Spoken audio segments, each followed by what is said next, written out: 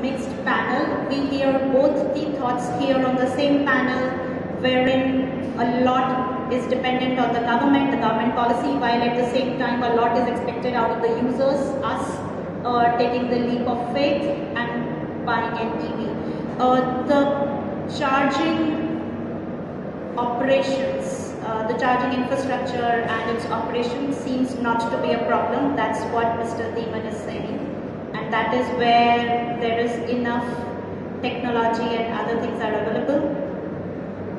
Yeah, charging infrastructure will obviously lead the way, which I agree with Akshay. Today there are, we've done Pune, Goa, we've done a lot of rides, like Ram NHEV is doing Delhi, Jaipur and all that. What is required of OEMs is, today we are in 2020. I think the Volkswagen cars way back in 2017 which they had launched. So the car you're talking about is the ID3, which is the compact car, it looks like a Polo. So we want more commitment from a Skoda to come out and say that, hey, I'm launching a product in 2022. Cool. Go ahead, buy it. That is where I want Akshay to be part of this EV surge to adoption. I am just a promoter of adoption. End of the day, the word itself is electric vehicle, which is you. And you have to launch today what the difference between a Norway and India is that Norway has at least 100 options of electric vehicles available, and India has 2 and 1 made to order, which is MG CSEV, Tata Nexon and Hyundai Kona made to order. So, despite being the potential of one of the largest markets, China is the largest market. If they say that we have to be the second largest market. So happy to hear, have questions from the audience, or you can go first. Also introduce in one word, who are you and what is the question? You.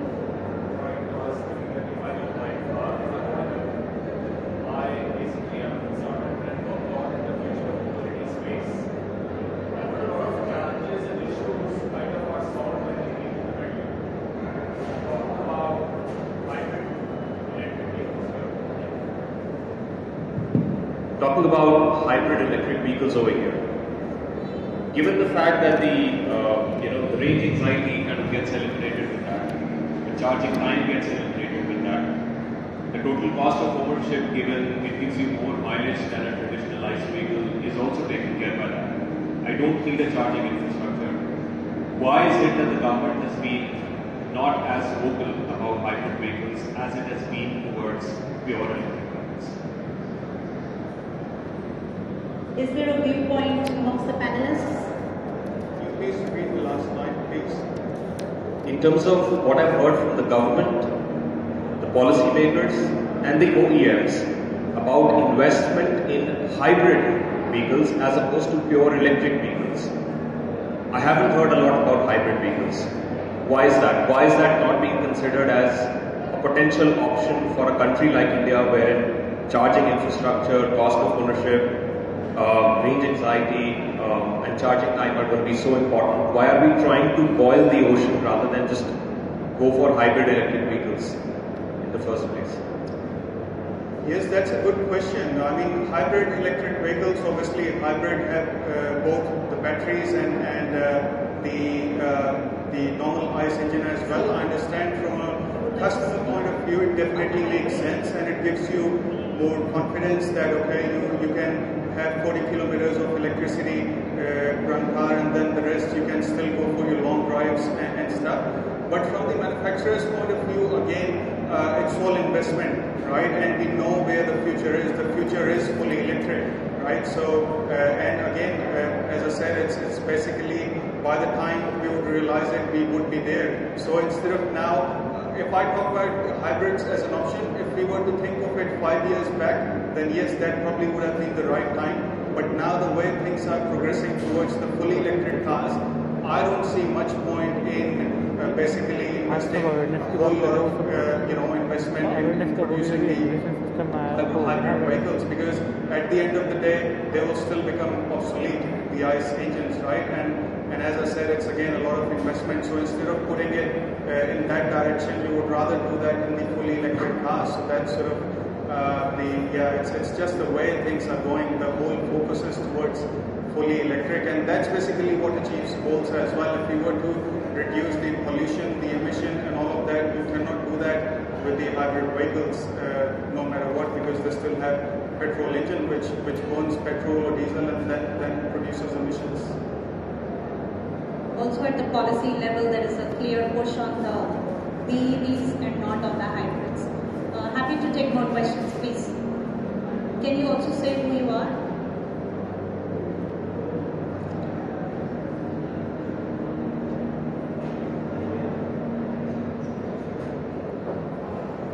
Hello, I am from a company called Gilbarco. We are in the fueling space.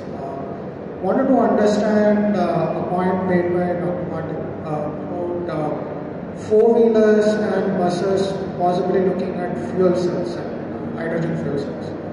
So, what are the barriers there exactly? If you are seeing something there, because today we are talking about pure electric. But do we foresee a market for hydrogen? If yes, what is preventing that? Is it the cost? Is it what all barriers need to be broken for that adoption as well? Because from a solution standpoint, it's basically electric, except that you have the fuel cell and all of that, right? So I just want to. Thank you for the question. So what I said is that we know for sure that in case of electric mobility, two-wheelers and three-wheelers will lead the charge. So the more number of two-wheelers and three-wheelers, electric two-wheelers and three-wheelers as we progress, rather than four-wheeler, because there are a lot of anxiety-related challenges for somebody to adopt four-wheeler, starting with the charging infra and other things. Wherever buses and some large fleets, so where they have a centralized charging station, so that will also move. Of course, at a slower pace than the two-wheeler and three-wheeler, but that will also move because of that. The transport company or something like that have to take a call, and they can probably set up charging station at their place. And now for long distance trucks and other the freight, this one. So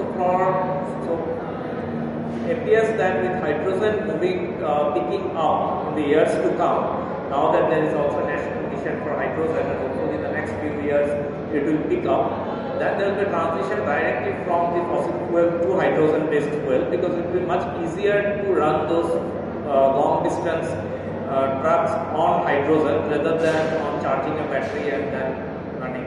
I'm not saying that it is not going to happen in the electric trucks are not going to happen. It will happen, but along with that, hydrogen will also be an additional option to follow upon. This one. Anyway, it is going to happen after 3, 4, 5 years. And by that time, the hydrogen technology will also mature. So you have an option there, an electric or hydrogen, whichever you want to take. So when I say electric, hydrogen will also be something related to electric, with battery and hydrogen. Thank you, sir. Please, you will have a question.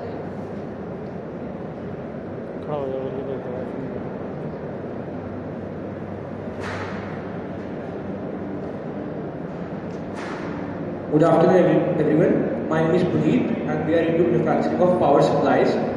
So my question is, in this changing time, we are being seeing so much substitute for the fossil fuels like majorly EVs, green hydrogen, bioethanol, and the flex engine, and government is promoting all of them. Sir, what do you see that how far India currently is from achieving success in EVs, or we can say zero emission program the Prime Minister is dreaming or visualizing?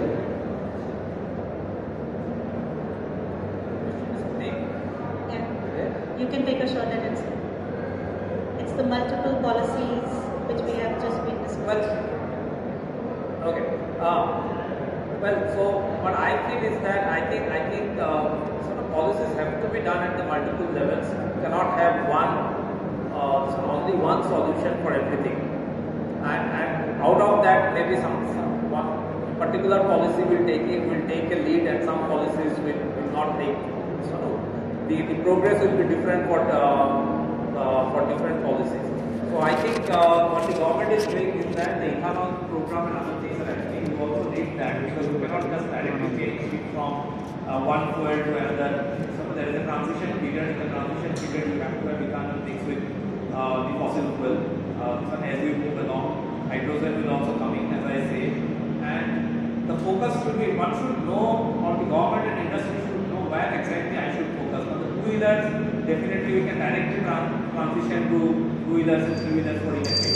There is no need for ethanol and all those things for two-wheelers and three-wheelers. But for larger fleet, I think maybe ethanol would be one, hydrogen could be another one, electric is another one. Again, ethanol, from what you are producing, ethanol is also important. Are you releasing sort of combustible gas or something like that while producing ethanol? So those are also type of things that needed more discussion. That means ethanol should also be green ethanol. It cannot be from coal-based ethanol, something like that. So there are a lot of those things that probably have to take a call, and accordingly we have to proceed. What I feel is that I made my presentation is that if the government has a program that I have to reach a particular point, so then all ministries should start thinking in that direction. The ministries for a particular program should not think differently. So, and should not compete with each other. They can have different programs where they can think differently, but for one achievement, everybody should start thinking in the same direction so as to reach collectively there. And not contradict each other. There are a lot of contradictions happening now. There are a lot of good policies, but those policies are not being implemented on the ground because the awareness level is not there. Say the housing society, in housing societies you have to have charging station. That policy was gone probably 3 or 4 years back. But you won't find a charging station in any housing society sort of created by the builder. Because the municipality probably is not pushing that. And they are the ones who are regulating the housing sector. So, policy at the top doesn't necessarily mean it is being implemented in the way and the letter and spirit. So, there is big gap in between. Those gaps needs to be addressed.